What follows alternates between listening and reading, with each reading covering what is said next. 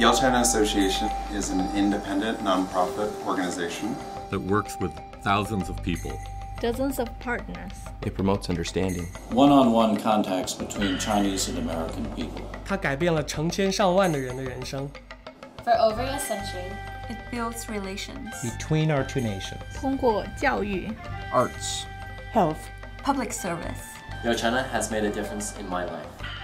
It's changed me. It's changed me. It's changed me.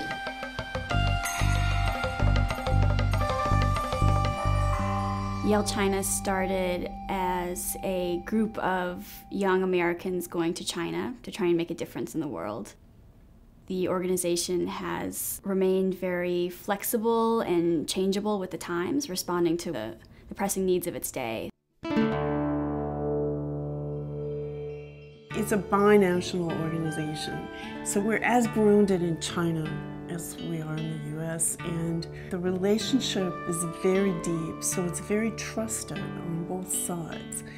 That means that when an emergency happens, such as SARS or bird flu, it's like, okay, here's a problem.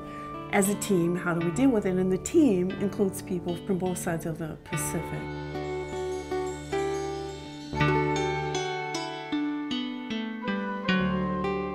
It really must be a two-way street, and that understanding is ultimately what binds us together as human beings.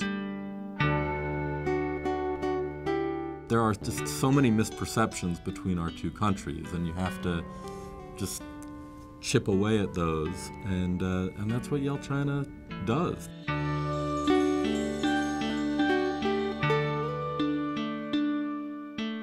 It's a great privilege to meet people on the other side of the world and to just feel that connection, and it's the work that connects you.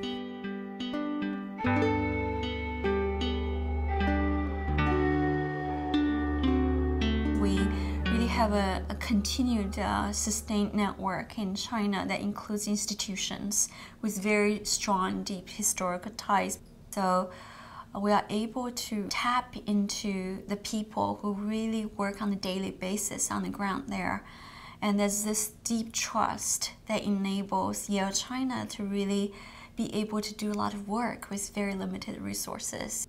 Both nations are in a time of medical reform, and it really is treating and providing care to all people, and how we can develop an educational program, learning from one another, to develop the basic skills to provide that care to people.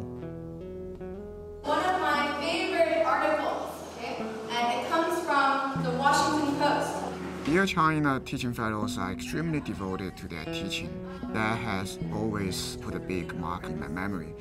They constantly develop interesting subjects for the class sessions so that they can relate and also interest the students from the classroom to participate in a more interactive sessions, which is very different than a traditional Chinese teaching.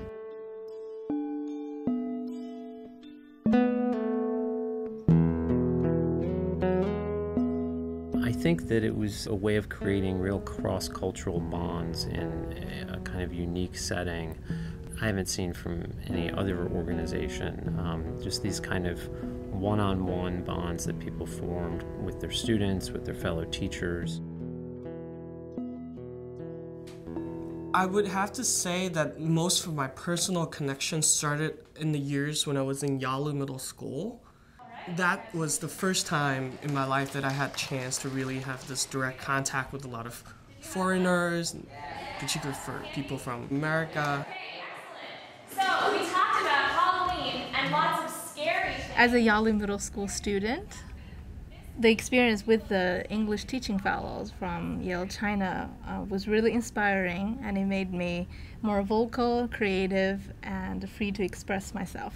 I don't know what specific jobs or career I'm going to go into yet, but being the one maybe in the middle as a bridge, connecting the people who have similar ideas, to encourage this kind of dialogue will be very important for me as well. When I was a teaching fellow, I really felt the weight of that history. You meet people at Yale Middle School who had Yale-China teachers in the 30s. I was speaking to the recent fellow who was in the first year of a new site at Xiaoning Middle School. And he also expressed that sentiment, that they got off the bus and that they knew Yale-China had been in China for a century. It felt like the two of them were out there breaking new ground and doing something new in the world. What's impressive is getting to know people at the grassroots level, so seeing history, experiencing life as close to through their eyes as possible. We arrived at a time in 1992 when the vast majority of people on the streets in Changsha were still wearing Mao suits. We were there on the cusp of Deng Xiaoping's market reforms, and there's this sense of the tectonic plates of Chinese society really shifting at that time. Well, one of the things that I find really intriguing about Yale-China is that it has been agile, very agile, and able to adapt quickly to major changes in the political, cultural life of China, Hong Kong, and the United States. So whether you're talking about immediate political and health events or political events of a larger sort, I think Yale-China has proven very effective both in its continuity and its ability to adapt. I think it's difficult for many institutions to simultaneously retain core values and core commitments to programs and ideas that have been successful over time, while remaining open to new possibilities, new opportunities, new directions, and to have a nimbleness that allows the organization to seize new possibilities and take new chances. Yale-China has done that, in my opinion. It continues its commitments to health, to English language teaching, in some places where it's been for 100 years. And yet it's open to new programs in the arts, environment, nursing, law, and areas we haven't even thought of yet.